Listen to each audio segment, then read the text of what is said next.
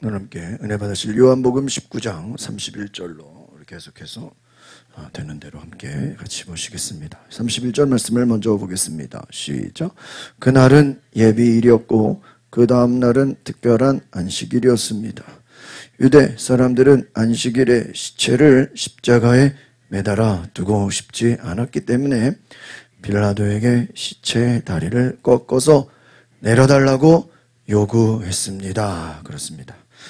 이제 요한복음 이제 19장, 20장, 21장 몇 장 남았는데 이제 예수님의 죽으심과 부활에 대한 말씀, 너무나도 성경에서 아마 제일 중요한 말씀을 들라 하면 십자가와 부활이라고 할 수 있습니다. 각 복음서마다 그 예수님의 십자가 사건과 부활을 이렇게 강조하는 것이 조금씩 다릅니다. 그래서 어떤 내용은 이 복음서에서 있고 어떤 내용은 또 다른 복음서에서 또 나와 있고, 그래서 각자 강조하는 부분이 다른 것은 그 저자마다 주고자 하는 메시지가 있다라는 것입니다. 그래서 요한복음은 요한복음대로도, 다른 복음서는 다른 복음서대로 그 십자가 죽으심과 부활에 대한 내용들을 우리가 잘 보시면 이해할 수 있을 것입니다. 공통점은 무엇이죠? 예수님이 십자가에서 죽으셨다. 그리고 그 죽으신 예수님은 무덤에 들어가셨고, 무덤에 들어가신 지 3일이 지나서 부활하셨다는 것입니다. 그래서 예수님의 십자가 처형, 19장에 나오는 그 십자가의 처형 이후에 예수님의 죽음이 확인되었다. 오늘 이 19장 후반부에 중요한 것은 예수님이 확실하게 죽으셨다. 왜 예수님이 확실하게 죽으셨다고 성경은 얘기하고 있냐면, 예수님이 확실하게 죽었다고 그 증거를 나타내지 않으면 사람들은 예수님의 부활을 뭐라고 생각하겠어요? 죽었다가 살아나신 게 아니라 그냥 뭐예요? 잠들었다가 깨었다. 확실하게 죽지 않고 뭐 기절했다가 일어났다, 이런 식으로 부활의 의미를 이렇게 약화시킬 수 있기 때문에 성경은 확실하게 예수님이 죽으신 그 이유를 오늘 29장 후반부에 말씀하고 있어요. 그래서 죽음이 확인되었다. 또 예수님의 그 죽으심의 과정을 또 나타내고 있고요. 예수님의 죽음이 단순히 인간적인 사건이 아니라 구약의 그 모든 예수님의 죽으심이 예언이 성취됐다는. 여러분, 예수님의 모든 십자가를 지시는 과정, 뭐 나귀를 타시는 과정, 모든 그 부활의 승천의 모든 과정은요, 예수님이 그냥 아무렇게나 행동하신 것이 아니라 구약에 예언한 것이 그대로 어떻게 돼요? 성취가 되었다. 하나님의 구원하심의 그 계획이 온전히 이루어졌다라는 그 과정을 보여주고 있습니다. 그래서 오늘 먼저 이 내용들을 보시면 예수님께서 십자가에 운명하셨다. 그리고 유대인들은 이 안식일을 준비하면서 그의 시신을 빨리 처리하려고 합니다. 이 예비일, 그 다음 날은 무슨 안식일이에요? 특별한 안식일. 여기 강조점이 뭐라고 돼 있죠? 특별한 안식일, 이렇게 돼 있어요. 그래서요, 이 특별한 안식일, 이 날을 준비하면서 뭐라고 돼 있습니까? 안식일에 시체를 십자가에 매달아 두고 싶지 않았기 때문에. 근데 그날은 특별한 안식일이에요. 그래서 이때를 시체를 매달아 두면 보기가 안 좋아요. 그래서 빨리 내려달라 요구하는 거예요. 빨리 내려달라는 건 어떤 의미냐면요, 빨리 죽여달라 이 말이에요. 그러니까 십자가에 매달았는데 매달기만 한 거지 죽었는지 안 죽었는지는 모르잖아요. 그러면은 무덤에 들어가려면 확실하게 어떻게 돼요? 죽어야 되는데, 이 사람들이 그 다음 날이 무슨 안식이래요? 특별한 안식일이니까 특별한 안식일이 되기 전에 빨리 뭐 해달라고요? 죽여달라. 너무나 악하죠? 그래서 이 내용들을 잘 보시면 빨리 죽여달라는 그 목적이 뭐냐면, 빌라도에게 뭐를 꺾어달라 그래요? 시체의 다리를 꺾어서. 저희도 그동안에는 이 성경을 보면서 이게 뭐 굳이 뭐 그냥 아무렇지도 않게 지나갔었는데, 이 설교를 준비하다 보니까 이 시체의 다리를 뭐 하라고요? 꺾어서. 이게 되게 무서운 거예요. 십자가에 달린 자들의 다리를 꺾어서 죽음을 재촉해달라는 거야. 뼈를 부러뜨려달라 이거야. 얼마나 잔인합니까 여러분. 예수님 십자가에 못 박혀 매다른 것만 해도 엄청난 고통이고 가시관을 쓰시고 채찍에 막 만신창이를 만들어 놓고 십자가에 매단 것만으로도 엄청난 수치와 조롱과 막 옷을 벗기고 뭐 거의 다 그냥 뭐 우리 성경에 보면 뭐라 그래요? 뭐 앞에서 보면은 뭐 겉옷과 속옷을 뭐 다 찢어버리고 거의 완전히 다 벗겨서 그냥 맨몸으로 뭐 한 거예요? 매달아둔 거야. 얼마나 무서운 수치십니까? 사람을 다 옷을 벗겨다가 맨몸에 그냥 나무에 매달아 놓는 거예요. 그러니까 여러분 거기다가 다리를 꺾어달래요. 근데 중요한 것은 예수님이 이미 다리를 꺾으시기 전에 이미 죽으셨다는 거예요. 다리를 꺾기 전에 이미 죽으셨기 때문에 굳이 뼈에 다리를 꺾지 않았다라는 거예요. 그리고 나서 한 군인이 창으로 그의 옆구리를 팍 찔러요. 그러니까 성경은 물과 피가 나왔다 그래요. 이것도 우리가 그동안에 볼 때는 뭐 물과 피를 우리가 그냥 상투적으로 그냥 기억했는데 이 물과 피 이것도 성경이 얘기하고 있다는 거예요. 여러분 우리가 그냥 일반적으로 생각해요. 사람 멀쩡한 사람 창으로 찌르면 뭐가 나와요? 피가 나오죠. 물 나오는 거 봤어요? 물이 어떻게 나오죠? 그래서 성경은 뭐가 나왔대요? 물과 피가 나와요. 그러니까 우리가 생각해봐요. 그냥 사람을 찌르면 당연히 뭐가 나와요? 피가 나오지 사람을 찔렀는데 물이 나왔다 이런 건 없잖아요. 그래서 성경은 물이 나왔다. 이것도 중요한 강조점이에요. 뼈를 부러뜨리지 않았다.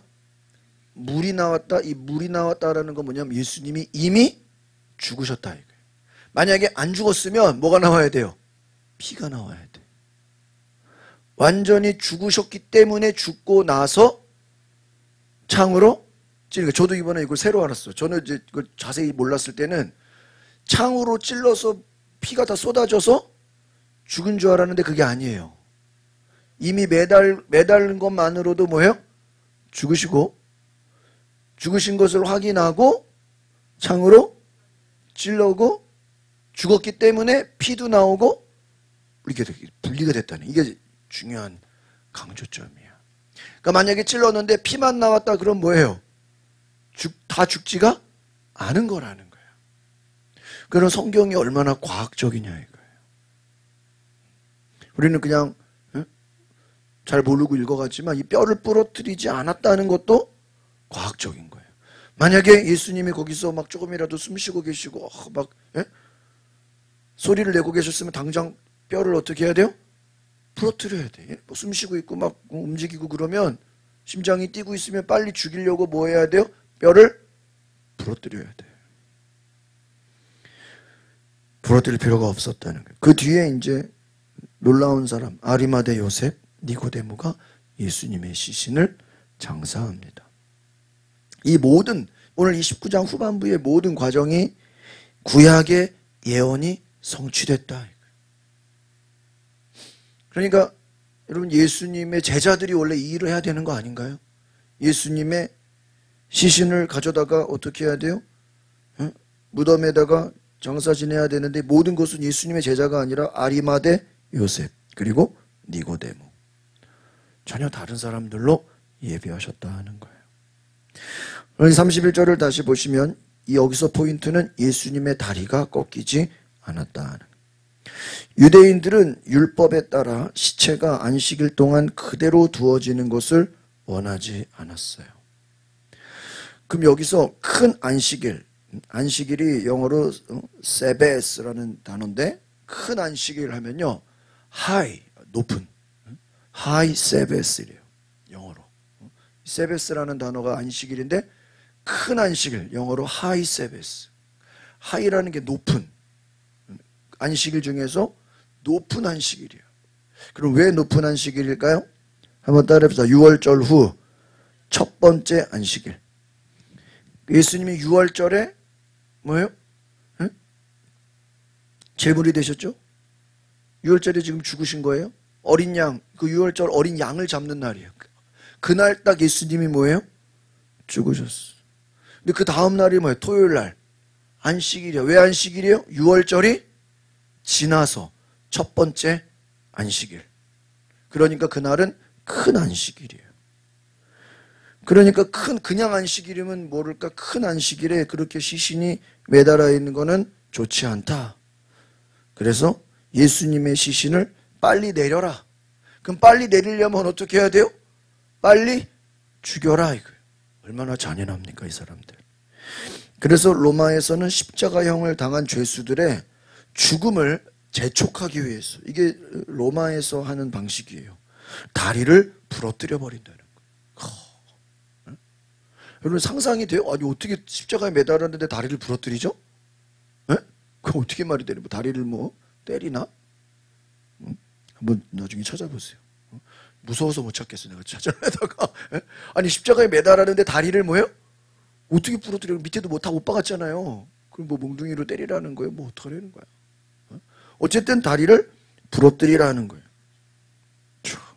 그러면 다리가 부러지잖아요. 그럼 몸을 이 사람 매달아놨는데 몸을 지탱할 수가 없잖아요. 다리가 이렇게 버텨야 되는데 지탱할 수가 없어서요. 몇 분 내로 질식사하게 된대요. 원래 이 사람 매달아 두는 것도 질식이에요. 이것이 매우 잔인한 처형 방식이에요. 너무나 잔인한. 예수님 매단 것도 잔인한데 거기다가 다리를 부러뜨리고 더 잔인한 거예요. 그러니까 유대인들이 이 사람들이 악해요 안 악해요? 얼마나 악하냐 이거예요. 예수님 매다는 것도 지금 엄청난 죄인데 거기다가 다리를 뭐 하라고요? 부러뜨리. 야 이거 완전히 그냥 너무나 악하다 이게. 너무나 잔인한 처형 방식. 유대인들은 이것을 통해 예수님의 시신을 빨리 내릴 수 있도록 큰 유월절 빨리 시신을 무덤에다가 넣어버리도록. 그런데 다행히도 32절입니다. 시작. 그래서 로마 군인들이 와서 예수의 다리를 함께 십자가에 달린 한 사람의 다리를 뭐예요? 꺾었어. 누구를 꺾었어? 예수와 함께 십자가에 달린 사람의 다리를 꺾었죠. 뒤이어 다른 사람의 다리를, 우와, 누구죠? 예수님 옆에 매달린 그 걔네들은 아직 안 죽은 거예요. 근데 우리가 이 앞에서 보면 예수님은 운명하셨다라는 게 나오거든요. 걔네들은 안 죽은 거예요. 다리를 뭐 한 거예요? 꺾은 거야. 어떻게 다리를 꺾었어요? 참. 그런데 33절 시작. 그러나 예수께 와서는 이미 죽으신 것을 보고 다리를 꺾지. 그렇죠. 다리를 왜 꺾는 거예요? 빨리 죽어. 근데 예수님은 이미 죽었어. 그래서 예수님의 뼈를 꺾지 않았다. 예수님은 이미 숨을 거두셨기 때문에 로마 군인들이 다리 꺾는 것도 힘들잖아. 이미 죽었어요. 그러니까 예수님 빼고 누구들만? 강도들만요? 뼈를 꺾어버렸다는 거예요. 그럼 이게요. 출애굽기 12장 민수기 9장에 예언이 되어 있어요. 6월절 어린 양의 뼈가 꺾이지 않는다. 이 말씀이 미리 예언이 되어 있어요. 6월절 어린 양의 뼈가 뭐하지 않는다? 꺾이지 않는다. 출애굽기 12장 민수기 9장. 그러니까 예수님이 뼈가 꺾이지 않았다라는 것도 다 구약의 말씀이 어떻게 된 거예요? 그 예언이 이루어진 거예요. 그 예수님 죽으시는 것도 구약의 예언을 어떻게 해야 돼요? 이루어야 돼. 만약에 예수님이 숨 더 쉬고 있거나 막 움직였으면 그냥 군인들이 어떻게 뼈를 꺾어버려요. 그럼 구약의 예언이 어떻게 돼요? 안 이루어지죠. 이게 안 맞아버리잖아요. 그러니까 예수님이 죽으시는 것도 뼈가 꺾이지 않도록 미리 죽으신 거예요. 예수님은 하나님의 어린 양이 되시기 때문에 그의 뼈가 꺾이지 않았다라는 것이 엄청나게 중요한 이 신학적 의미예요. 구약에서 말하는 뼈가 꺾이지 않았다라는 그 말씀조차도 어떻게 돼요? 이루어져야 돼. 그러나 옆에 있는 강도들은 상관이 없죠. 34절 시죠. 대신에 그중 한 군인이 창으로 예수의 옆구리를 어떻게 해요? 찔렀어. 그러자 피와 물이, 만약에 예수님이 살아있었다면 뭐가 나와요? 피가 나오는 거예요. 그러니까 대신에 이거는 뭐예요? 이미 죽었어요. 죽고 나서 어차피 죽었으니까 확인하는 차원에서 뭐예요? 실제로 죽었는지를 뭐 하기 위해서요? 확인하려고. 이것도 무섭죠. 창으로 옆구리를 뭐예요? 찔렀어. 예수님이 실제로 죽었는지 확인하기 위해서 로마 군인들은 십자가형의 전문가야. 그러니까 이들은 킬러야, 킬러. 그들을 확인하기 위해서, 이들을 확인하기 위해서, 예수님의 죽으심을 확인하기 위해서 창으로 찔렀어요. 피와 물 따로따로 분리돼서 나왔다는 것은 이게 의학적으로요, 심장막과 심낭에서 혈장과 혈액이 분리된 상태래요.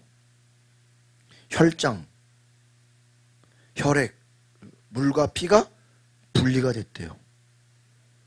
예수님이 확실하게 뭐했기 때문에요? 죽었기 때문에 혈장과 혈액이 분리가 됐어요. 그래서 피와 물이 쏟아졌다. 그럼 이 말은 뭐죠? 예수님은 확실하게 뭐예요? 죽으셨다. 기절했다가 깬 게 아니라, 자다가 깬 게 아니다. 부활이 되려면 예수님 죽으셔야 되잖아.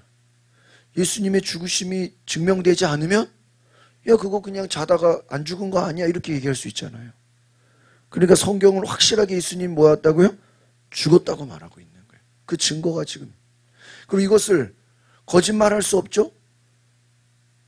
창으로 찔렀다, 다리 부러뜨렸다, 이거는 그냥 진술이 아니잖아요. 옆에서 이걸 수많은 사람들이 뭐 하고 있는 거예요? 보고 있는 거잖아요. 보고 있는 거를 이거를 뭐 거짓말로 할 수 없잖아요. 창으로 누가 거기 있었는데 창으로 안 찔렀, 이럴 수 없잖아요. 뼈 안 부러뜨렸다 그러고 야, 뼈 부러뜨렸잖아. 그럴 수 없단 말이에요.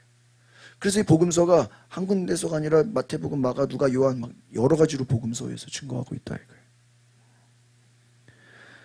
그럼 이 피라는 건 무슨 의미냐? 속죄의 의미예요. 무슨 의미라고요? 죄를 사하는 피, 어린 양의 피. 물은 뭐냐? 정결함, 영적인 의미예요. 이거는 물이 쏟아졌다라는 거 우리를 정결하게 한다라는 의미고, 깨끗하게 한다는, 물은 깨끗하게 하는 의미고요. 피는 뭐예요? 우리의 죄를 속죄하는, 우리의 죄를 용서한다. 대신해서 속죄함 받으셨다는. 그래서 이 35절 시작. 이는 그 일을 본 사람이 증거한 것입니다. 그의 증거는 참되며 그는 자신의 말이 진실하다는 것을 알고 있습니다. 그는 여러분도 믿게 하려고 증거하는 것입니다. 잘 보세요. 이것은 그대로 이것을 본 사람이 뭐예요? 증거했다. 그 증거는 진짜다. 예수님의 죽으심은 사실이다.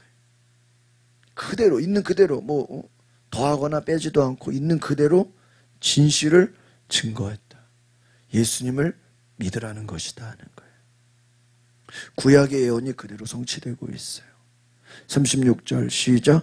이런 일이 일어난 것은 그 뼈가 하나도 꺾이지 않을 것이다 라고 성경을 이루려는 것이다. 예수님 십자가에서 죽으시는 모든 과정도 뭐를 이뤄야 돼요? 구약의 성경, 출애굽기, 민수기, 시편 말씀을 어떻게 해야 돼요? 다 이루셔야 돼. 출애굽기 12장 46절에는 뭐라고 나와 있냐? 유월절 어린 양의 뼈가 꺾이지 않는다 이렇게 나와 있어요. 예수님이 누구죠? 유월절 어린 양, 세상 죄를 지고 가는 하나님의 어린 양이에요. 추가로 또 스가랴에 보면요, 그들이 그 찌른 바 그를 바라볼 것이요. 예수님을 찔렀다는 거예요. 창으로. 그 찌른 바, 예수님이 창에 찔릴 것까지도 다 구약은 이야기하고 있어. 예언하고 있다. 예수님의 십자가 사건은 단순한 죽음이 아니다라는 거예요. 그러니까 예수님이 그냥 억울하게 누명 쓰고 십자가에서 죽으시는 것이 어떤 순교가 아니라는 거예요. 단순한 순교가 아니에요.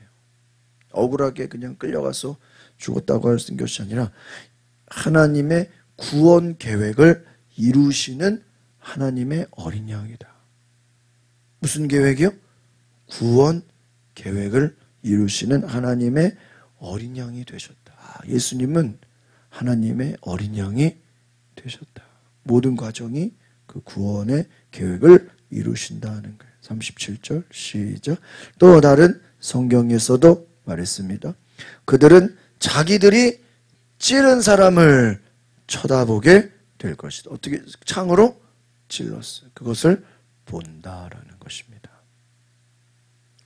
그리고 나서 이제 아리마대 요셉이 등장합니다. 시작. 이 일이 있은 후 아리마대 사람 요셉이 빌라도에게 예수의 시신을 내어달라고 간청했습니다. 요셉은 예수의 제자이면서 유대 사람의 지도자들이 두려워서 그 사실을 숨기고 있었습니다. 빌라도가 허락하자 요셉은 가서 예수의 시신을 내렸습니다. 이렇게 남아있어요. 그러니까 보십시오. 아리마대 요셉. 이 아리마대 요셉은요, 사내들인 공의회 사람이에요. 높은 직위를 가진 사람이에요. 예수님의 제자로 있었어요. 그러니까요, 예수님의 제자로 예수님을 따라다니고 예수님 말씀을 잘 듣는 사람이었어요. 그러니까 우선 예수님의 잘 따라다니는 제자였다는 거예요. 공회원이에요. 공회원이면서 몰래, 이것도 중요한 거예요. 사내들인 일원으로서 공회원이지만 몰래 예수님을 어떻게 해요? 따라 숨어있는 제자. 대단하죠. 그래서 그는 예수님의 죽음 이후에 담대하게 빌라도를 찾아가서 예수님의 시신을 내가 가져가겠다고 요청을 해요. 담대해요, 안 담대해요? 원래는 이거 누구들이 해야 돼요? 예수님의 제자들 해야 되는데 그 제자들은 없고요. 숨어있는 제자. 아리마대 요셉. 숨어있는 제자가 참 대단하죠. 이 요셉은요, 예수님이 죽기 전까지는 숨어있게 따라다녔어. 몰래. 그러나 예수님이 딱 죽으시니까요, 공개적으로 자기를 어떻게 해요? 딱 드러내. 신앙을 드러냈다. 예수님의 시신을 인도받으려면 자기의 신분을 어떻게 해야 돼요?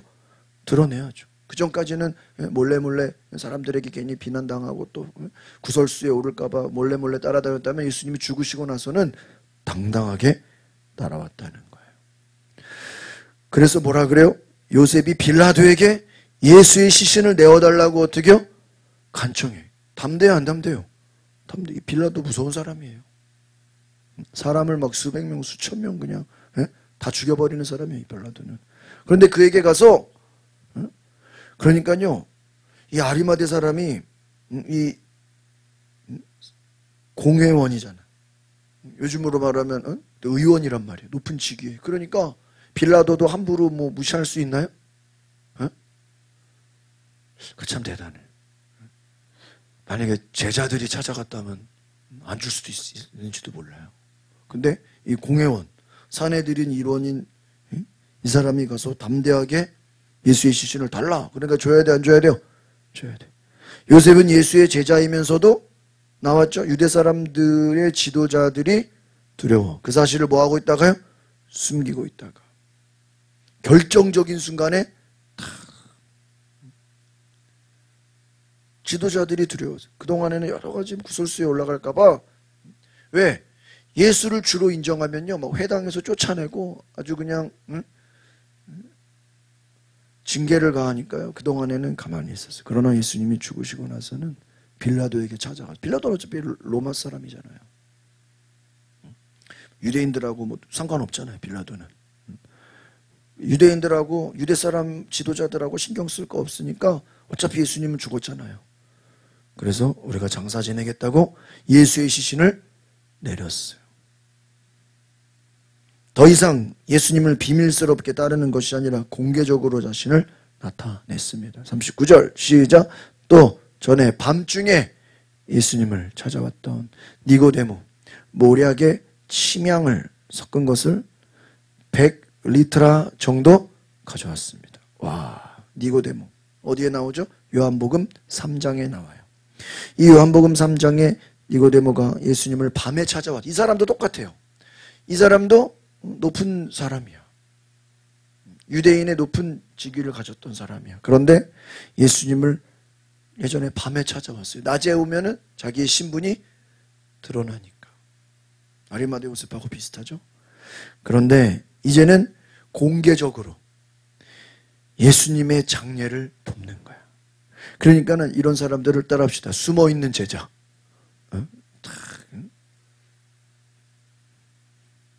숨어서 따라다니다가 결정적인 순간에 어떻게 해요? 드러나서 예수님을 돕는 거야.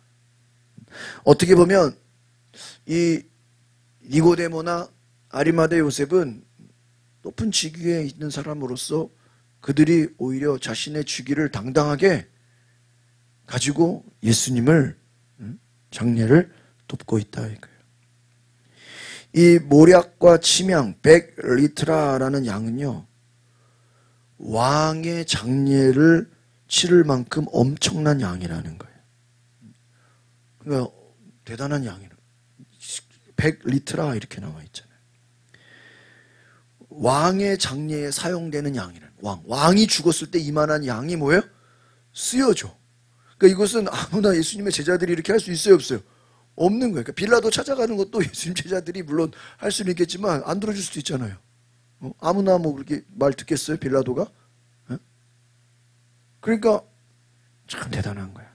니고데모, 아리마대 요셉, 준비된 제자예요. 그 숨어있는 제자도 중요한 거예요. 이들이 결정적인 순간에는 자기를 드러내서 결정적인 일을 행한다 이거예요. 그럼 여러분, 왕의 장례에 사용되는 이 엄청난 양을 왜 갖고 왔겠어요? 예수님이, 이 니고데모가 생각할 땐 예수님은 진짜로 뭐예요? 왕이라는 거예요. 맞죠? 그 팻말에다가 유대인의 왕, 헬라어, 히브리어, 그리스어 이렇게 세 가지로 썼다 그랬죠. 그런데 유대인들이 와서 자칭으로 좀 그거를 좀 해달라 그러니까 안 된다 그랬다. 유대인의 왕이다. 정말 니고데모는 예수님의 말씀을 듣고 예수님을 뭐라고 생각한 거예요? 유대인의 왕으로 생각한 거예요. 그래서 왕의 장례를 치를 만큼의 그 양을 갖고 왔다. 일반 개인의 죽음이 아니라는 거예요. 그리고 또 하나, 이 40절을 봅니다. 시작. 이 두 사람은 예수의 시신을 모셔다가 유대 사람의 장례 관례에 따라 향품과 함께 고운 삼배로 쌓았다. 그러니까 두 사람, 그러니까 이 사람도 생각해 보세요. 높은 직위에 가진 사람들이 뭐 대충 했겠어요? 가장 좋은 것으로, 가장 귀한 것으로 예수님을 누구처럼? 왕처럼. 가장 귀한 향품, 고운 삼배, 가장 귀한 것으로 예수님의 시신을 쌌다. 장례를 준비했다. 여러분, 이게 얼마나 이 아리마대 요셉 니고데모가 나중에 축복을 받았겠어요, 안 받았겠어요? 엄청난 복을 받죠. 그러니까 여러분, 우리도 그 향유 옥합을 깨인 여인처럼 이런 좀 주님을 감동시키는 이런 결정적인 희생과 헌신이 있기를 바랍니다. 누구를 감동시키는 거예요? 주님을 감동시켜요. 우리가 참, 우리의 신앙은요, 예수님을 감동시켜야 돼요. 향유 옥합을 깬 여인도 뭐 그가 향유 옥합을 깨고 칭찬받았어요? 사람들한테 욕먹었어요? 엄청나게 욕먹었어요. 왜 그 비싼 것을 거기다 깨가지고 막 가난한 사람을 돕지, 그 가난한 사람을 돕자고 얘기한 게 가룟 유다예요. 왜 예수님 머리에 허비하느냐? 아니, 예수님 머리에 향유를 깬 거를 가룟 유다는 뭐라 그래요? 허비하느냐, 낭비하느냐 그래요. 여러분, 예수님의 장례를 준비한 거거든요. 예수님은 부활하실 거기 때문에 향유가 필요 없어요. 그런데 어차피 죽기는 죽기 때문에 미리 향유를 깨야 되는 거예요. 그 일을 마리아가 한 거예요. 그러니까 여러분, 예수님이 얼마나 감동되겠어. 또 예수님 뭐 이미 죽으셨지만 뭐 다 알 거 아니에요. 아리마대 요셉, 니고데모, 이들의 희생과 헌신을 주님이 어때요? 얼마나 귀하게 여기셨을까. 그래서 우리는 하나님을 감동시키는 사람이 돼요. 결정적인 순간에. 아리마대 요셉, 저는 오늘 이 아리마대 요셉과 니고데모를 보면서 이들은 밖으로 막 드러내지 않았 주님의 장례를 도울 수 있는 유일한 사람이었다는 거예요. 그것도 그냥 된 게 아니라 준비된 사람. 여러분, 향품과 삼배, 모략, 침향 이거 다 미리 뭐 했어야 돼요? 준비해놨어야 돼요. 갑자기 이게 어떻게 그냥 돼요? 또 아리마대 요셉이 빌라도에게 가서 시신을 내어주십시오. 그럼 시신을 받으려면 그 시신을 넣을 수 있는 뭐가 있어야 돼요? 무덤이 있어야 될 거 아니에요. 그 무덤도 뭐 해놔야 돼요? 준비해놔야 되는 거예요. 여기 제자들은 아무도 준비하지 않았어요. 다 지금 어디론가 흩어져 있어. 그런데 결정적인 순간에 아리마대 요셉도 앞에서 말한 향유옥합을 깬 여인, 그래서 이들이 행한 것은요, 구체적으로 성경은요, 중요하지 않은 사람은요 이름도 없어. 여러분, 부자와 나사로 할 때 부자 이름 있나요? 이름, 부자가 원래 이름이 없나요? 있죠. 근데 그냥 중요하지 않으니까 그냥 부자라 그래. 여러분, 뭐 부자 청년, 예수님이 가난한 네 재물을 팔아서 나눠주고 하라 그럴 때 그 부자 청년 이름 있어요? 이름 없어요. 이름 있는데 성경에는 이름을 안 써줘요. 그러나 바디메오 이름 나오죠. 나사로 이름이 나오죠. 여러분, 성경에 그 이름이 들어갔다는 게요, 아무나 들어가는 게 아니에요. 아리마대 요셉, 니고데모, 이 사람들은요 하나님을 감동시킨 사람들. 따라합시다. 하나님을 감동시킨 사람들. 그러니까 우리의 인생이 하나님을 감동시키는 그런 은혜가 있기를 바랍니다. 그러니까 이것은요, 우리가 매일매일 그러면 얼마나, 근데 이것은 이 하나님을 감동시킨다는 것은 어떤 결정적인 어떤 순간이 있는 거예요. 하나님을 감동시킨다는 건요, 결정적인 한 방이 있는 거예요. 뭔가 하나님을, 또 담대함이라든지. 아무도 빌라도 무서워서 못 가잖아.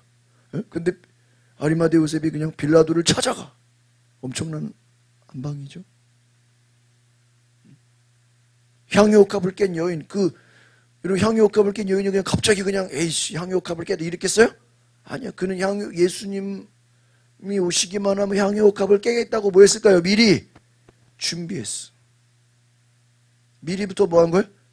여러분, 뒤에 나오는 아까 말한 이 니고데모, 모략과 침향 100리트라 이거 다 뭐 한 거예요?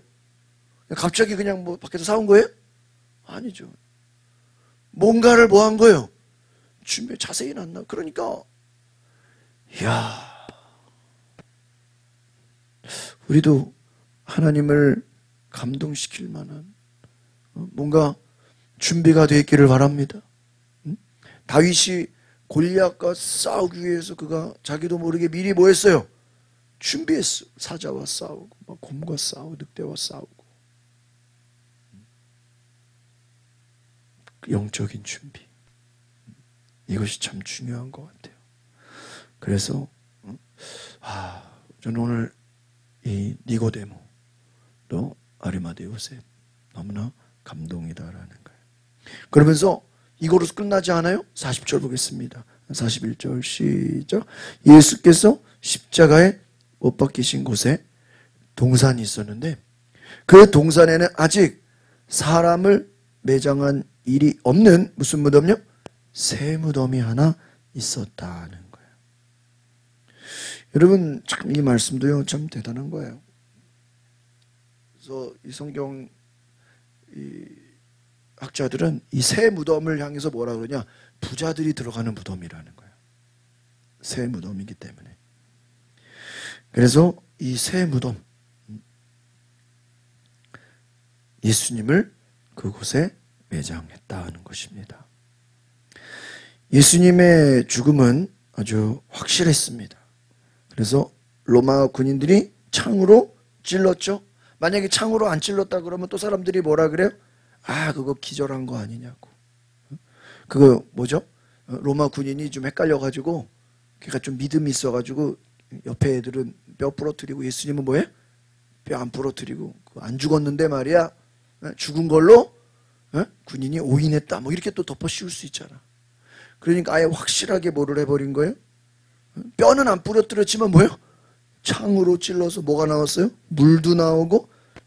따라서 예수님의 완전한 죽음, 이것을 성경은 얘기하고, 오늘 그러니까 이 19장의 핵심은 뭐예요? 예수님이 100% 완전하게 뭐예요? 죽었다.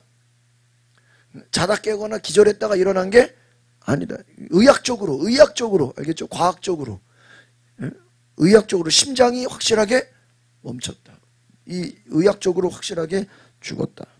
예수님의 뼈가 꺾이지 않았고, 옆구리에 찔렸고, 부자 무덤에 장사가 돼요.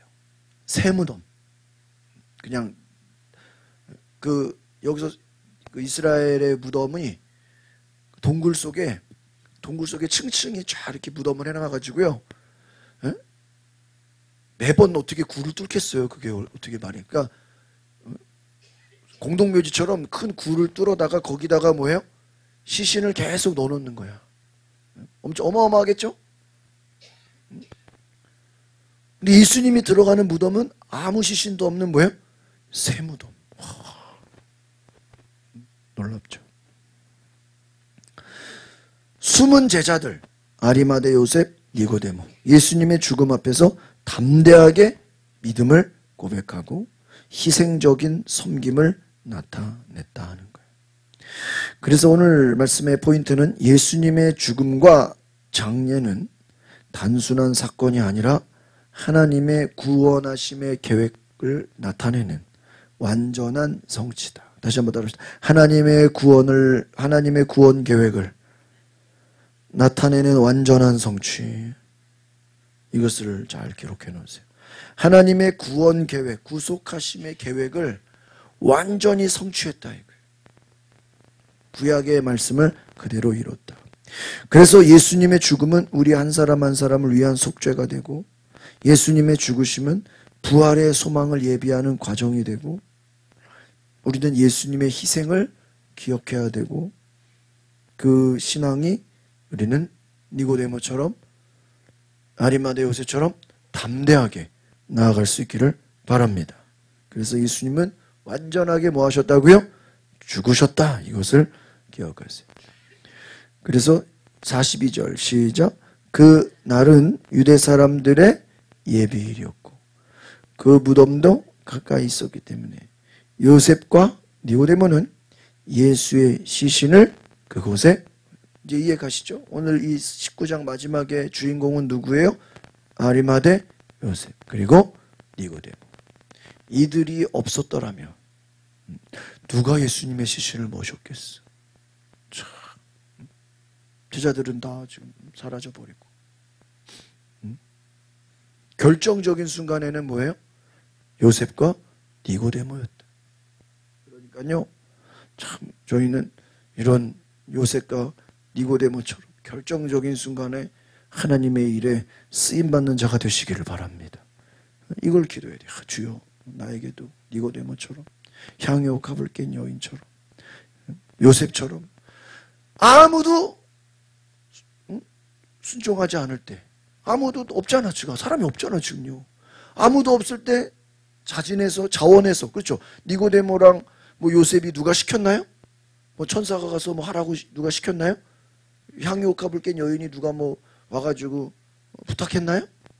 아니요. 다 뭐 하는 게 공통점 뭐예요? 자원하는 마음. 여러분, 나중에 이제 뒤에 나오는 예수님의 부활을 찾아가는 여인들 누가 시켰나요? 아니에요. 전부 다 자원하는 마음이에요. 그러니까 여러분, 하나님은 어떤 사람을 찾아요? 자원하는 사람을 찾아요. 억지로 하는 사람을 찾는 것이 아니라 자원하는 심령. 20장으로 넘어가 보겠습니다. 시작. 그 주간의 첫날 이른 새벽 아직 어두울 때 막달라 마리아가 무덤에 가서 보니 무덤 입구를 막았던 돌이, 야, 등장인물 누가 나왔어요? 이번에는요 막달라 마리아가 나왔어요. 이 이제 20장은 예수님의 부활, 19장 예수님 죽으셨죠? 이제 20장은 부활의 사건을 기록해요. 막달라 마리아가 새벽 일찍 예수님의 무덤을 딱 찾아가요. 그런데 돌이 굴러져 있어. 근데 그 무덤은 어떤 무덤이에요? 새 무덤이에요. 아무 시신이 없는 새로운 부자의 무덤이에요. 그런데 여기를 누가 확인하냐? 나중에 보니까 베드로와 요한이 이제 달려가서 확인을 해요. 그래서 예수님의 부활이 우리는 믿지도 않았는데 이거 혹시 무슨 소문인 줄 알았는데 진짜네, 실제적인 역사적 사건이 돼요. 그리고 제자들은 빈 무덤을 직접 확인하면서 그 부활의 증거를 확실하게 명확하게 기록하고 그것을 인정하게 됩니다. 예수님의 부활을 확인하는 첫 번째 단계, 그것도 제자들이 아니라 숨겨진 제자, 누구예요? 막달라 마리아. 가장 먼저 무덤을 방문했어요. 그런데 예수님의 시신이 사라졌어요. 너무 당황하니까 제자들에게 찾아가서 말합니다. 이때 베드로와 요한이 무덤으로 급하게 달려갔을 때 진짜 무덤에 아무도 있어요, 없어요? 아무도 없어. 그 시신이 없어. 요한은 무덤을 보고 믿었다라고 기록하고 있어요. 그러나 실제 수많은 제자들은 예수님의 부활을요, 이해하지도 못했고 믿지도 못했어요. 왜? 그들은 예수님이 죽으시는 것도, 예수님 부활한다는 것도 이해하지 못했고 인정할 수 없었어요. 그래서 오늘 이 1절에 막달라 마리아가 무덤을 방문하는 이 날은 첫날 이른 새벽, 주일이죠. 안식 후 첫날 일요일, 주일을 말하는 거예요. 새벽에, 이른 새벽, 새벽에 예수님께서 부활하셨다. 그래서 이 구약에서는 그동안에 제일 큰 안식일은 뭐예요? 토요일이었죠. 그런데 예수님의 부활로 인해서 이제 하나님을 예배하는 날이 토요일이 아니라 뭐예요? 주일로 바뀌어요. 부활의 날, 기독교 예배일로 바뀌어. 그래서 여러분 하나님의 교회 이런 거 봤죠? 안상홍 중에는 걔네들은 언제 예배 드릴까요? 토요일 날 예배 드려요. 가끔 토요일 날 거기 지나가면 차들이 꽉 차 있어. 주일날 지나가잖아요. 차가 한 대도 없어. 언제 모이니까요? 토요일날 모여요. 아직도 안식일에 모여요. 아니, 예수님 인정하는 거 안 하는 거야? 예수님 인정 안 하는 거야. 그래서 우리는 이때부터 우리 개신교는 주님의 날, the Lord's Day, 주일을 주님의 날로. 그래서 우리는 뭐라고 불러야 돼요? 주일. 왜 주일이요? 예수님이 안식 후 첫날 주일에 뭐 하셨기 때문에요? 부활하셨기 때문에. 우리 일요일이라고 하지 않고 뭐라 그래요? 주일이다. 예수님이 부활해. 왜 니네는 토요일날 안식일날 예배 안 하고 일요일날 예배하냐? 왜 뭐라고 대답해야 돼요? 예수님이 부활하셨어. 부활하신 날을 기준으로 이제는 토요일에서 주일로 뭐 한 거예요? 바뀌었다 이거예요. 그래서 예수님의 부활이라는 것은 모든 어두운 절망의 순간을 빛으로 가져오는 가장 성경에 제일 중요한 게 무슨 사건이에요? 부활에서. 그래서 우리가 캐톨릭이랑 개신교랑 신학적인 강조가 뭐가 다르냐면 제가 늘 얘기하지만 캐톨릭은 십자가에 누가 있어요? 예수님이 매달려 있어. 모든 캐톨릭 십자가에 누가 있어요? 예수님 매달려 있어. 그럼 그 사람들은 부활절이 없냐? 부활절이 있어요. 근데 뭘 더 강조해? 부활보다 예수님의 고난을 더 강조하는 거예요. 그리고 실제로 지금도 예수님 십자가 매달려 있다고 생각한대. 아니, 예수님 지금 십자가 왜 매달려 있어? 그래서 제가 성당 한번 구경 갔을 때 거기서 한번 이게 어떻게 하나 저도 궁금해서 신학교 때 이제 한번 압구정 성당을 가봤어. 그러니까요. 나는 들어가서 앉아있는 사람들, 들어오는 사람마다 계속 위대하게 십자가에 인사를 해. 왜 저렇게 인사하나? 나중에 이제 미사 끝나고 이제 보니까 또 갈 때 또 인사하고 가. 왜 저렇게 인사하나? 너무 궁금하죠. 우리는 인사를 안 하잖아. 그죠? 여러분 들어오면서 십자가에 인사해요? 나갈 때 인사해요? 그냥 나가잖아. 캐톨릭은 뭐예요? 들어오면은 딱 십자가에다가 뭐예요? 다 인사해. 그리고 뭐 불교도 보면 막 이렇게 인사하잖아. 서로 막 합장하잖아요. 그거 인사한다고. 우리는 인사해 안 해요? 인사를 안 해요. 인사성이 없어. 예의가 없어, 예의가. 개신교는 말이야. 내가 궁금하잖아. 그래서 물어봤어. 너 학생이었어, 학생. 내가 그때 뭐 공부가 지내가 있어가지고 학생한테 캐톨릭이 야, 내가 너무 궁금해가지고 야, 니네는 왜 거다가 인사를 하냐? 내가 신학생이니까 궁금해가지고 왜 인사하냐니까 저희는 예수님이 거기 실제로 뭐 한다고 생각해요? 십자가에 달려있다고 생각한대. 그 예수님이 계신데 당연히 뭐 해야 돼? 인사해야 되는. 와, 그 말 들으니까요. 되게 예의가 바르네. 너는 왜 갈 때 또 인사하냐? 예수님이 매달려 계시니까 어떻게 해야 돼요? 안녕히 계세요. 그리고 또 뭐요? 간다는. 참, 쟤네들은 말이야. 서강대학교 가면요, 강의실마다 십자가가 예수님 매달려 있어요. 그러면, 그럼 만약에 캐톨릭 신자는 그 강의실을 예수님 십자가 보고도 뭐 해야 될까요? 인사해야지. 수업 끝나면 또 인사하고 가야지. 왜? 누가 있으니까요? 예수님 계시니까. 그 사람들도 부활절 있죠. 근데 너무나 뭐를 강조해요? 예수님이 십자가에 매달려. 근데 물론 매달려 계신 거 맞죠? 근데 지금도 매달려 계신가요? 아니죠. 지금은 부활하셔서 승천하시고 성령으로 우리 안에 계신다는 거예요. 맞아요, 맞아요? 우리 어디 계셔요? 우리 안에 계신다고. 근데 캐톨릭은 예수님이 어디 계셔? 십자가에 계셔. 또 어디 계셔? 마리아 품에 애기. 맨날 애기야. 웃기죠. 그러니까 여러분, 그게 신학적인 차이예요. 우리는 개신교는 뭐를 강조해요? 부활. 부활. 우리도 십자가 있죠. 그러나 우리는 십자가의 의미가 뭐예요? 예수님이 우리를 위해 십자가에서 죽으셨다. 그 죽으신 예수님이 우리를 위해서 또 뭐 하셨다고요?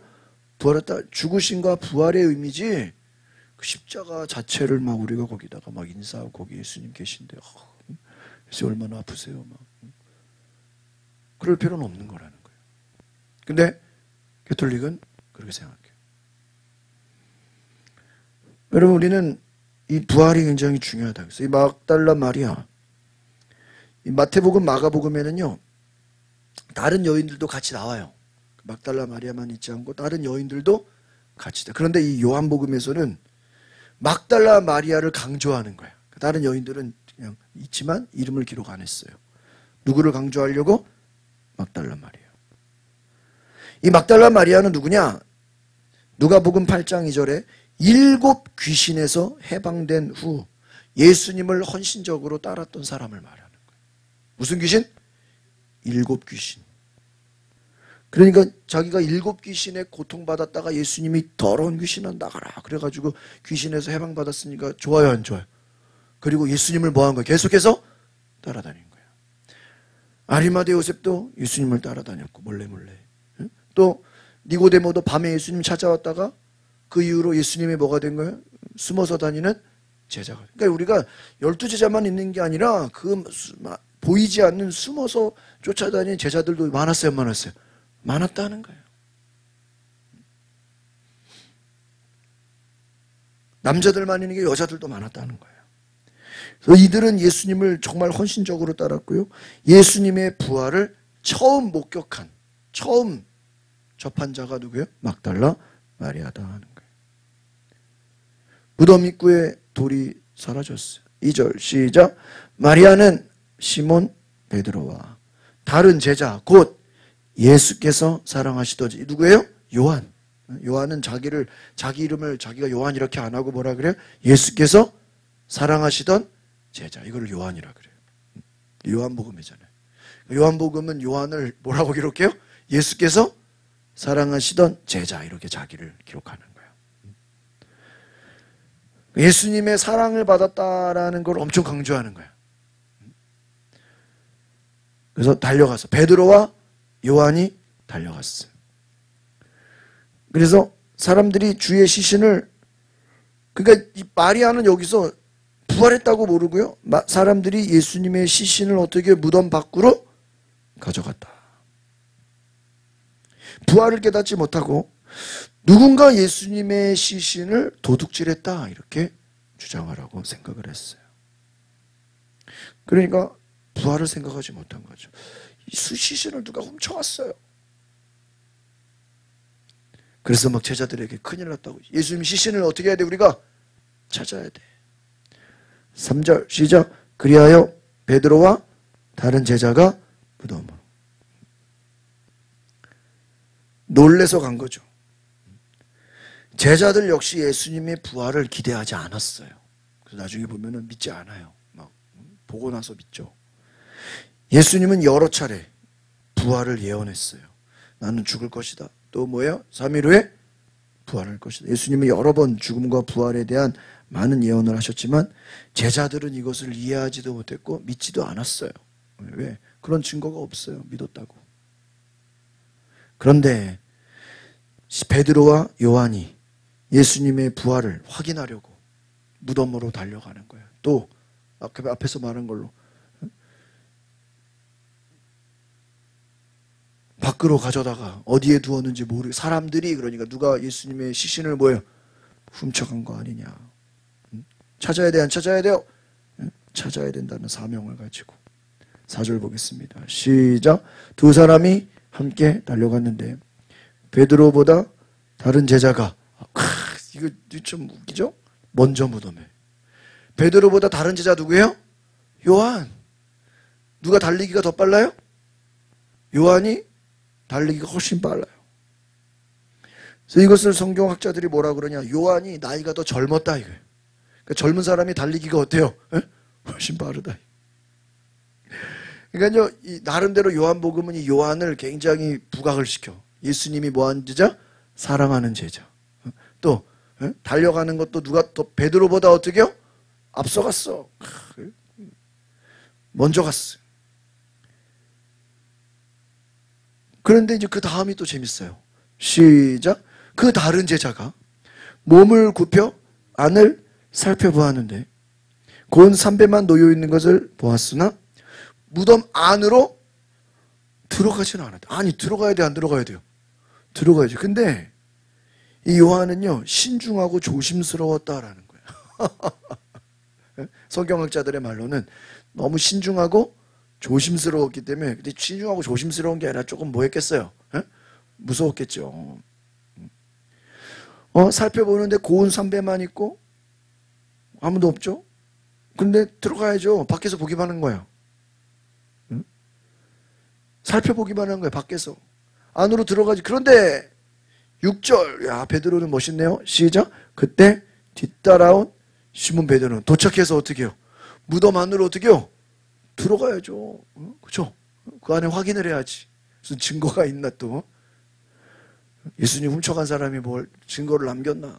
자리를 가봐야 돼. 그가 들어가 보니 고운 삼배가 놓였고. 7절. 예수의 머리를 감싸던 수건은 고운 삼배와 함께 있지 않고 따로 개켜져 있었다. 이게 참 아니 뭐 굳이 이렇게까지 자세하게. 왜 성경은요. 잘 보세요. 중요한 건 자세하게 기록해. 중요하지 않은 거는 뭐예요? 그냥 넘어가요. 아시겠죠? 중요한 건 아까 말했죠. 그냥 피를 쏟았다는 게 아니라 물과 피를 쏟았다. 그렇죠? 또 다리를 부러뜨렸냐? 부러뜨리지 않았냐? 이거 굉장히 자세하죠? 그냥 다 안 부러뜨렸다 그러면은 너무 대충이잖아. 그런데 뭐 다른 강도들은 뼈를 부러뜨렸고 예수님은 안 부러뜨렸고 정확하죠. 과학적인 증거를 정확하게 대고 있다. 그럼 굳이 세마포, 수건 이것도 왜 자세하게 또 기록했을까? 다 이유가 있어요. 예수님의 시신이 감싸져 있던 세마포는 그대로 있어요. 세마포. 세마포는 뭐예요?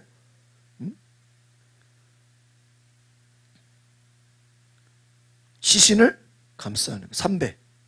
이걸 세마포라 그래. 여러분 이건 어떤 의미냐면요. 만약에 누가 시신을 훔쳐갔다고 생각하면은 세마포를 싸서 가져가야 돼? 그냥 가져가야 돼요? 그렇지. 상식적으로. 그렇잖아요. 시신을 그냥 가져가기는 말이 안 되잖아요. 그 물과 피를 쏟고 막 그러는데. 응? 원래 쌓여 있잖아요. 그럼 가져가려면 어떻게 해야 돼요? 채로 가져가야지. 당연히 상식적으로. 근데 훔쳐갔다면 세마포를 그대로 두지 않았을 텐데 세마포가 그대로 있었다는 거예요. 그리고 또 하나, 수건이 개켜져 있었다. 이게 어떤 의미냐면요, 질서정연하게 수건을 잘 싸놨다는 거예요. 예수님의 부활이 막 누가 훔쳐갔거나 막 이랬으면 이게 막 어지럽혀 있어야 되는데 전혀 그렇지 않고, 누군가 예를 들면 자고 일어나서 이불 개고 한 것처럼 정리가 돼 있었다는 거예요. 그럼 만약에 누가 훔쳐갔다면 그렇게 정리를 합니까? 정리 안 하겠죠. 도둑이 시신을 훔쳐갔다면요, 그 주변이 어땠을까요? 막 어지럽혔겠죠. 훔쳐간 게 아니라는 거예요. 질서정이 너무나 잘 정리가 돼 있었다는 거예요. 꼭 무슨 환자가 입원해 있다가 태어나면 잘 정리해 놓는 것처럼 정리했어요. 예수님께서 친히 부활하신 후에 머리 수건, 이 머리를 받치는 수건이 어떻게 되어 있어요? 정리가 되어 있고, 수건이 잘 쌓여 있고, 누군가 정리했다 이거예요. 훔쳐간 게 아니다는 거예요.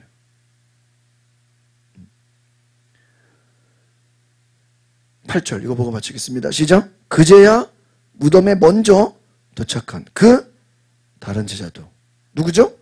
요한.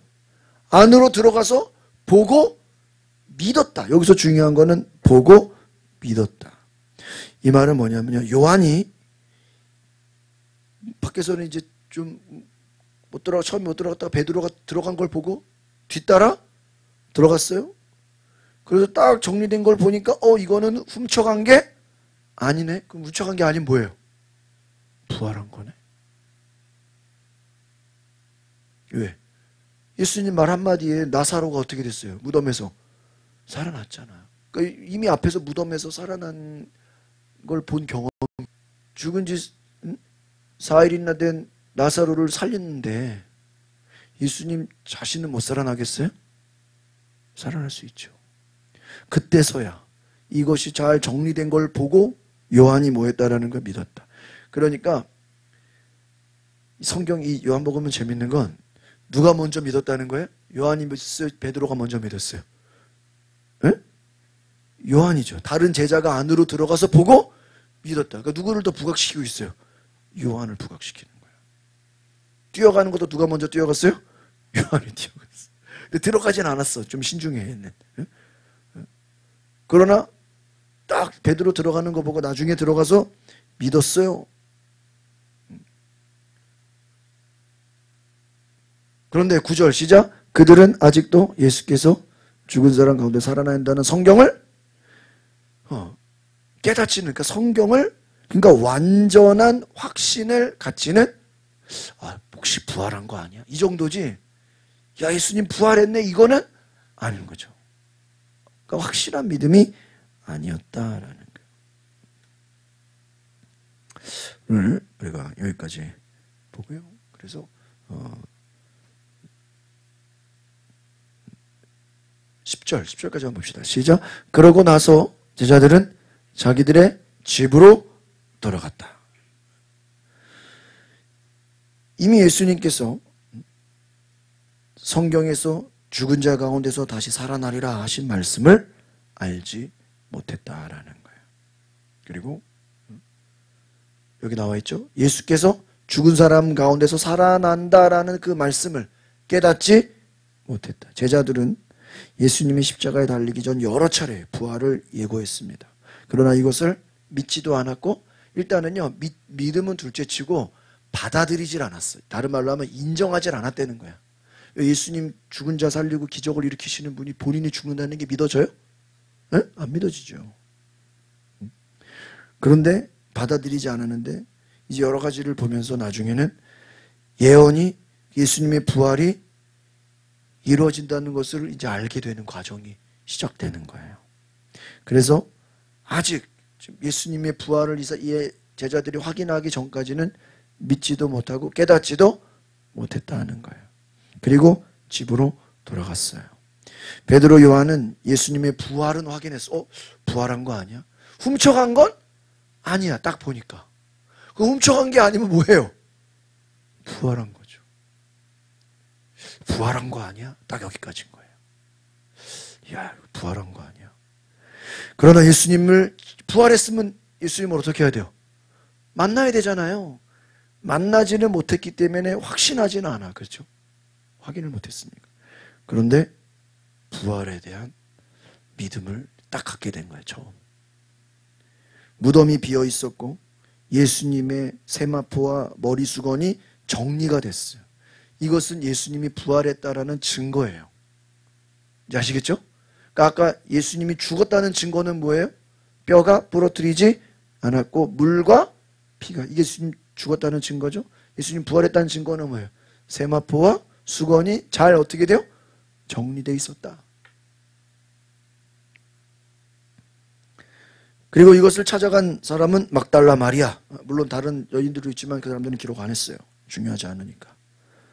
그리고 베드로는 확인하려고는 했지만 확신하지는 못해. 베드로가 막 믿었다라는 고백은 없어. 그런데 요한은 어떻게 했어요? 딱 보고 어떻게 해요? 야, 이거 부활한 거 아니야? 요한에겐 믿음이 있었어. 이 모든 것은 구약의 예언이 하나도 틀리지 않고 그대로 어떻게 되고 있어요? 지금 이루어지고 있어. 오늘 정리합시다. 예수님의 부활이 오늘 기독교 신앙의 핵심이다. 빈 무덤, 이것은 뭘 상징해요? 예수님이 살아계신, 부활하셨다라는 것을 상징하고 우리에게 생명을 주시는 영원하신 분이시다. 예수님은 그 말씀한 대로 죽으시고 말씀한 대로 실제로 어떻게 해요? 부활하셨다. 오늘 너무나 중요하죠? 오늘 이것을 우리가 기억하셔야 돼요. 그래서 오늘 우리 이 말씀은요, 성경의 제일 중요한 부분이에요. 예수님이 실제로 뭐예요? 죽으셨다. 또 실제로 죽으신 예수님이 성경의 말씀대로 실제로 어떻게 해요? 살아나셨다. 그래서 이 말씀을 통해서 오늘 우리가 안식일이 아니라 이제는 뭐예요? 주일. 그러니까 이 주일이 중요해요, 안 중요해요? 엄청 중요한 거예요. 그래서 여러분, 이 주일의 의미는 어떤 의미냐면요, 여러분들이, 저는 그 주일에 대한 그 개념을 잘 몰랐어, 저도 처음에. 근데 제가 고3 때 그 아주 무서운 전도사님한테 신앙훈련을 받으면서 주일은 12시 딱 되면요, 공부하다가 책 딱 덮었어요. 고3인데도 그때. 고2, 고3 때. 시험 기간이라도요, 주일날은 공부를 딱 덮었어요. 토요일날 밤 12시, 딱 주일날 12시 되면은 책을 덮었어. 언제까지? 주일날 밤 12시까지. 그리고 그날은 오직 누구만을 위한 날이에요? 에? 주님을 기쁘시게 하는 날. 그래가지고 제가요, 그걸 깨닫고 나서요, 고3 때 새벽 4시 반에, 저희 아버지 교회는 4시 반에 새벽 기도를 했어요. 5시 반 끝나고요, 제 아는 친구가 다니는 교회가 일부 예배가 6시였어. 거기를 갔어, 내가 남의 교회를. 목사 아들이. 그리고 저희 학생 예배가 8시였어, 아침에. 끝나고 7시 반에 끝나고 오는 거야. 가는데 한 20분 걸려요, 친구 교회가. 거기 일부 예배가 6시인데 그 목사님이 좀 부흥사 안에서 부흥사를 제가 쫓아다니고 싶어가지고 부흥사 교회에 가가지고 6시 일부 예배 드리고 아버지가 8시 예배 드리고 9시에 어린이 예배가 있어요. 11시에 어른 예배 다 반주야 제가. 그리고 2시에 오후 예배가 있어. 4시에 학생 예배가 있어. 그럼 이제 우리 아버지 교회는 프로그램이 끝나. 근데 제가 또 다른 친구가 있거든요. 다른 친구가 또 그 교회가 주일날 무슨 철야 기도회가 있어. 거기가 7시인가 9시인가에. 그럼 밤 11시, 12시에 끝나. 예배를 몇 번 드리는 거 하루에? 8번. 그러니까 주일은 뭐 하는 날이니까? 하루 종일 하나님 뭐야? 하나님 기쁘시게 하는 게 뭐예요? 예배잖아. 그러니까 저는 무슨 생각을 했냐면 그냥 주일은 이 교회든 내 교회든 뭐 그냥 상관없이 그냥 그날은 뭐로 채워야 되는 거예요? 예배로 채워야 돼. 성현교회 김용준 목사님, 예? 그분이 갑자기 이렇게 뇌졸중 와가지고 쓰러져가지고 2대 서울병원 입원했거든요. 그때 제가 병문안 했는데 나중에 이제 만나고 보니까 식사하면서 그래요. 병원에 있으면서 주일날요 온라인으로 이제 이제 예배 있잖아요. 온라인으로 이제 갈 수는 없으니까 이 교회 저 교회 예배 드리는데 한 10번은 예배 드렸대. 그래서 우리 교회 것도 보고 뭐 여기저기 이 교회 저기 병원에서 그냥 몸은 병원이지만 뭐 해야 되니까? 예배해야 되니까 그냥 이 교회 저기 어느 교회 일부 예배 어느 교회 2부 11시 그냥 하루 종일 뭐만 했다고요? 예배만 들었대. 설교를 한 10개는 넘게 들었대. 어떤 의미죠? 그 주일의 모든 시간은 다 뭐로 채우고 싶은 거예요? 예배로 채우고 싶은 거예요. 그러니까 그 말은 어떤 의미냐면은 내 시간이 없는 거야. 그러니까 그날은 누구를 위한 날이에요? 주일은? 예? 그날 하루 종일 누구만 기쁘시게 하는 날이야? 그럼 주님을 기쁘시게 하는 날이 하는 사람이 뭐 다른 날은 또 뭐 그럴까요? 자기 맘대로 살까요? 아니에요. 어디 뭐 부흥회나 집회나 어디 또 은혜 받는 데 있으면 다 가요. 막. 또 나머지 시간은 또 공부해야 돼. 뭐 성적이 또 떨어지면 안 되니까. 그러니까 저는 그런 신앙을 가졌다고. 주일은 어떤 날이에요? 그냥 12시, 밤 12시 되면서부터 토요일 날 밤 12시부터 그 다음날 주일 12시, 밤 12시까지는 하루 종일 뭐를 해야 돼요? 나를 위해서 쓰면 돼? 안 돼? 안 돼. 누구만? 주님만. 기쁘시게. 여러분, 오늘날 사람들이요, 별로 그런 개념이 없어요. 그냥 주일날 예배 한번 딱 드리면 나머지는 누구 시간이에요? 에? 내 시간이야. 뭐 놀러 가고요. 뭐 먹으러 갈까? 뭐 어디 놀러 갈까? 응? 그렇잖아요. 뭐 주일 11시 예배 한번 드리면 뭐 나머지는 뭐 내 마음대로 뭐 얼마든지 뭐 놀 수 있죠. 거기다 뭐 일부 예배 같은데 딱 일찍 드려버리면 그래 안 그래요? 에? 하루 종일 그냥 뭐 하는 날이에요? 에? 나의 날이잖아. 주의 날이 아니라 내 날이잖아. 내 날. 그리고 토요일 날 얼마든지 내 날 내가 놀 수 있잖아요. 주일은 누구를 기쁘시게 하나요? 그냥 그날은 내가 내 개인적인 거 없는 거예요. 다 누구만을 위해서요? 에? 주님만을 위해서.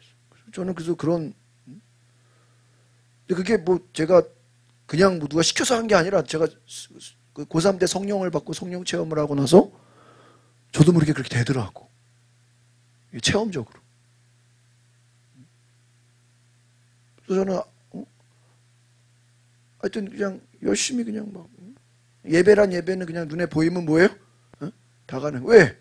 그 예배가 나를 뭐 하는 시간이에요? 요즘은 뭐 솔직히 인터넷이 있어서 뭐 이제 유튜브 옛날에 그런 게 없죠. 우리가 다 가야 되잖아. 그러니까요. 예배.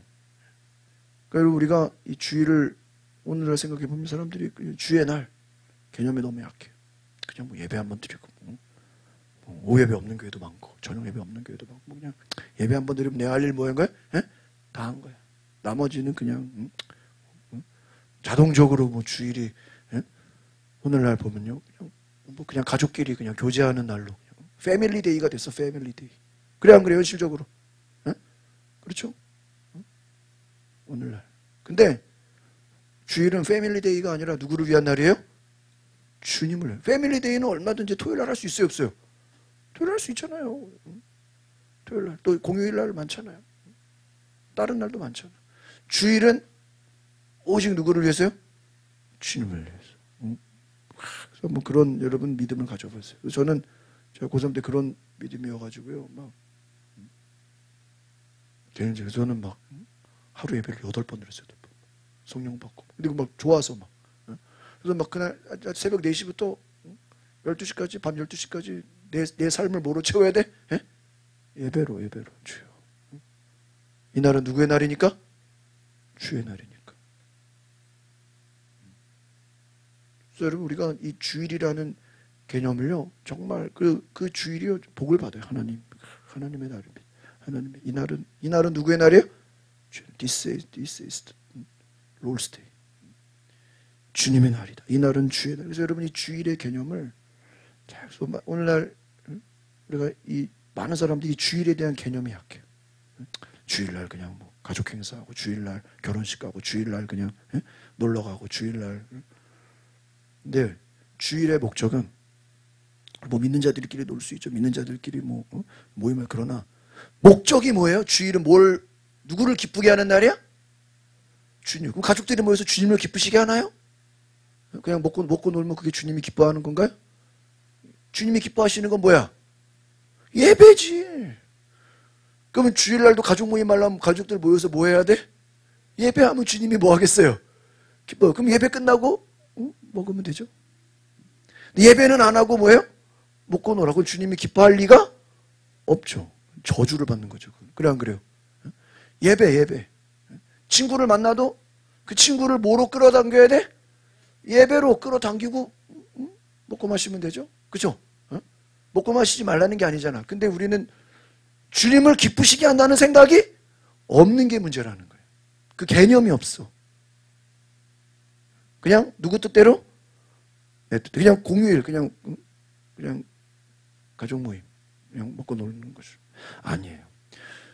우리가 물론 이제 이 사도행전에 와서는 뭐 모든 날이 다 주의 날입니다. 우리가 진짜 매일매일 다 모여서 기도하고 성령. 그러나 다른 날보다 주일은 더 차별을 해야 되는 게, 우리가 그날은 물론 다른 날도 다 주의 날이지만 주일은 구별됐다는 거예요. 구별됐다는 건 뭐, 이 날은 오직 누구를 위해서? 주님을 위해서. 내가 그날은 웬만하면 내 개인적인 거, 내 뭐 가족적인 거, 내 어떤 나를 위한 것들은 되도록이면 뭐 하는 거예요? 그건 다른 날 하나 이거야. 다른 날. 나를 위한 거는. 우리 가족 우리 이런 거는 다 어느 날에? 토요일 날에. 주일은 오직 누구를 위해서요? 주님을 위해서. 이 날은 그냥 내 몸을 그냥 주님께 뭐예요? 바치나이다. 그래서 저희 학생 때 그런 교육을 시켰거든요. 전사님이. 그러니까 애들이요, 주일날 집에를 안 가. 저녁 예배까지. 왜 안 갈까요? 아침에 새벽에 교회 와서 집에를 안 가요. 언제까지? 주일에? 저녁까지. 주일. 왜? 누구를 기쁘게 해야 되니까. 주님을 교회에 들어가. 집에를 안 가요. 교회 살아. 교회 살아. 왜 교회에 살죠? 주님을 모여서 기도하고 예배보고 보고. 제가 대전에 둔산제일교회라고 예전에 한번 우리 그 강사 오신 분인데, 거기가 청년만 감리교회인데, 그 대전에서 그 청년만 3-4천 명 모이는 교회예요. 청년만. 엄청나죠. 야, 거기 수요예배 한번 탐방을 갔다가 수요예배 설교를 2번 해요. 수요예배인데도 7시 반에 모여가지고 설교를 2번 해. 설교를 2번이나 하네요. 뭐 영상으로 한번 하고 또 목사님 설교 2번 하는 게 10시에 끝나는 거예요. 야, 뭔 수요예배를 밤 10시까지 드리냐. 그냥 철야도 아니고. 그래서 이제 교회 구경하려고 딱 보는데 끝나고요. 또 무슨 위에 또 무슨 바닥 예배실이 있어. 바닥으로 돼. 거기 가가지고요. 또 그룹으로 모여서, 우리로 말하면 속회나 이제 그 소그룹 있죠. 수요예배 10시 끝나고 또 자기들끼리 기도회를 또 해야 하나요? 아이고, 나 깜짝 놀랐어요. 아니, 수요예배를. 그 교회는, 교회 원칙이 모든 성도가 교회에 와서, 그러니까 집에서 기도하는 건 안 돼요. 교회에 와서 1시간 이상은 뭐를 해야 돼요? 기도를. 그러니까 새벽 기도를 오는 사람은 새벽 기도를 와야 되고, 뭐 애들 때문에 새벽 기도를 못 하면 오전에 와야 되고, 오전에 못 오면 뭐예요? 오후에 못 오면 언제요? 저녁. 그러니까 모든 성도가 매일 하루에 한 번은 어디로 가세요? 교회를. 몇 시간? 1시간. 1시간을 기도를 해야 돼. 그게 그 교회. 그러니까 그게 안 되면 딴 교회 가야 돼. 그게 못 있어. 그게 원칙이야. 그래서 새벽 기도가 오전에, 그 설교가 새벽에도 있고 오전에도 있고 막 예배가 몇 번 있어요. 이제 사람들이 오니까. 그렇게 훈련을 시켜요. 하루에 1시간은 어디를 가서? 교회를 가. 그럼 그 사람들은 뭐 교회에다 근처 살까요? 멀리서 오는 사람도 있을 거 아니에요. 근데 학생들은 학교 끝나고 오고, 직장인들은 직장 끝나고 오고, 아니면 직장 가기 전에 오고, 엄마들은 뭐 아침에 오고. 또 전 성도가 매일 교회를 와서 1시간을 기도해야 돼. 야, 제가 보면서요, 좀 대단하다. 그러니까 또 예배 끝나고 또 자기들이 또 기도해. 12시까지 기도해. 무슨 기도를 그렇게 많이 해. 여러분, 우리가요, 정말 하나님을 기쁘시게 한다는 건요, 정말 우리가 마음과 생각과 뜻과 정성을 다해서, 여러분, 그게 뭐 사람한테 보여주려고 하는 겁니까? 제가 지금 뭐 간증을 하고 뭐 라는 이렇게 성도를 얘기하는 게 그 사람들이 뭐 누구 자랑하려고 하는 거예요? 아니죠. 주님을 뭐 하니까? 사모하니까. 누구를 기쁘시게 하려고? 주님을 기쁘게. 여러분 아리마대 요셉, 아까 말한 막달라 마리아, 향유옥합계인 여인, 뭐 니고데모, 뭐 누구한테 인정받으려고 한 거예요? 아니에요. 주님을 어떻게 하려고요? 기쁘시게 하려고. 얼마나 주님을 사랑하냐. 오늘 우리에게 좀 그런 마음이 있기를 바랍니다. 누구를 사랑하는 마음이요? 주님을 사랑하기 때문에 내가 복음을 전하고, 주님을 사랑하기 때문에 내가 어떻게 하면 주님을 기쁘시게 할까? 어떻게 하면 영혼을 구원할까? 어떻게 하면 내가 예배 한 번 더 드릴까? 어떻게 하면 내가 말씀을 더 들을까? 그 주님을 사랑하는 마음이 오늘 저와 여러분에게 한번 따라합시다. 하나님을 감동시킵시다. 성경은 하나님을 감동시킨 사람들의 이야기예요. 맞죠? 오늘 저와 여러분이 하나님을 감동시키는 그런 은혜가 있기를 바랍니다. 기도합시다. 오늘 시간에 동성으로 기도하실 때 하나님, 오늘 우리가 아리마대 요셉, 니고데모, 막달라 마리아, 이들은 숨어있는 제자들이었습니다. 드러내놓고 다니진 않았지만 숨어서 예수님을 감동시킨, 하나님을 감동시킨 놀라운 정말 믿음의 사람들, 제자들보다 어떻게 보면 더 크게 쓰임받았던 사람들이 오늘 우리에게도 이런 자원하는 마음, 주님을 감동시키는 마음, 하나님을 기쁘시게 하는 마음을 주옵소서. 우리 다 같이 주여 한번 부르고 동성으로 기도합시다. 주여, 성령님 오소서. 예수님 오시옵소서. 주여, 주여 오소서. 하나님 역사하여 주옵소서. 주님 우리 가운데 오시옵소서. 주님을 기쁘시게, 어떻게 하면 주님을 기쁘시게 할까? 어떻게 하면 하나님의 감동이 될까? 어떻게 하면 하나님의 기쁨이 될까? 우리가 아리마대 요셉처럼 정말 하나님, 우리가 어떻게 하면 예수님 기쁘시게 할 수 있을까? 어떻게 하면 우리가 하나님의 기쁨이 될 수 있을까? 우리가 준비된 제자가 되게 하소서. 정말 우리가 예수님을 기쁘시게 하는, 예수님을 기쁘시게 하는 주님의 제자가 되게 하소서. 숨어있는 제자가 되게 하소서.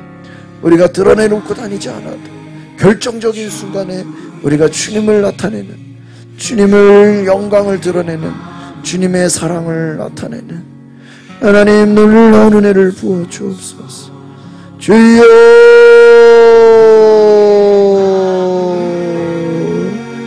주여, 우리에게 성령을 부으소서. 성령을 부으소서. 성령을 부으소서. 주여,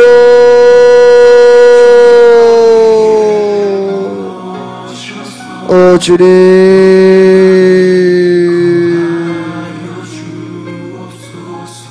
주님을 기쁘시게 하고 주님을 감동시키는 나의 날이 아니라 주님의 날이 되게 하옵소서.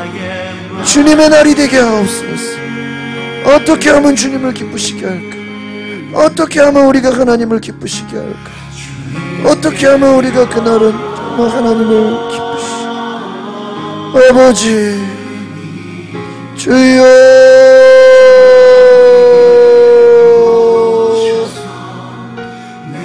주여, 주여, 주님의 기쁨이 되게 하소서. 주님의 기쁨이 되게 하소서. 주님을 기쁘시게 하는 날이 되게 하소서. 하나님, 나의 날이 되지 않게 하시고 주님의 날이 되게 하옵소서. 주님을 위해 내 모든 것을 드리는 날이 되게 하옵소서. 주님을 위해 내 모든 것이 쓰임받는 날이 되게 하옵소서. 주를 위해 영광을 드리는 날이 되게 하옵소서. 내 모든 시간이, 내 모든 열정이 주를 위해 쓰임받는, 주를 위해 영광을 돌리는 하나님의 거룩한 은혜가 충만케 하여 주옵소서. 주여,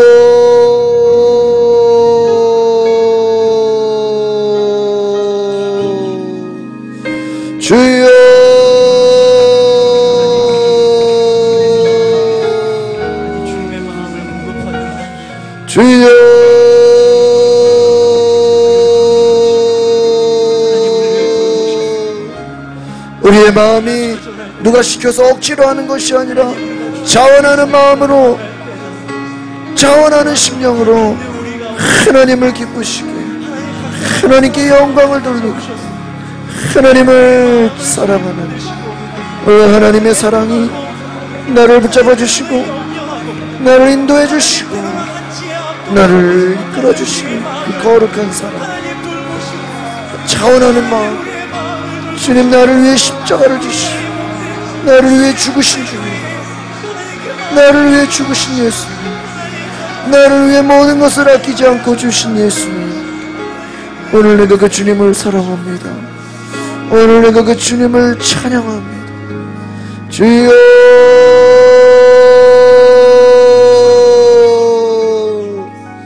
주여.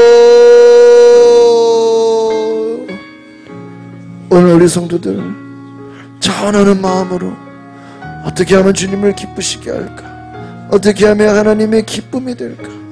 어떻게 하면 하나님의 영광이 될까? 우리가 기도하고 순종하고 마음 다해 뜻을 다해 오늘 하나님께 나아가는 거룩한 주의 백성 되게 하여 주옵소서. 우리는 부족합니다. 우리는 연약합니다. 그러나 하나님의 뜻에 순종하며 믿음으로 나아가오니 우리를 준비된 제자 되게 하옵소서. 오늘 제일 중요한, 성경의 가장 중요한 십자가의 죽으심, 예수님의 부활을 공부했습니다. 요한이 자기를 향해 주께서 사랑하시는 제자라고 고백한 것처럼 우리 성도들 주님이 사랑하시는 제자 되게 하옵소서.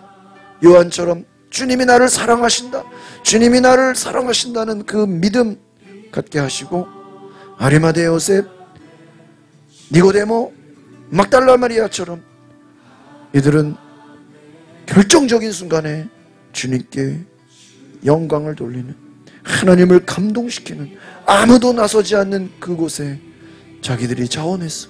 예수님의 장례를 준비하고 예수님의 시신을 찾아가는 이 헌신, 이 희생, 성경은 이들의 희생과 헌신을 칭찬하고 인정하는 것처럼 오늘 우리가 하나님 앞에 아무도 인정하지 않지만, 아무도 우리를 알지 못하지만 보이지 않는 그곳에서 희생과 헌신으로 하나님을 기쁘시게 하는 그 거룩한 은혜, 그 거룩한 사랑이 우리 가운데 충만케 하옵소서.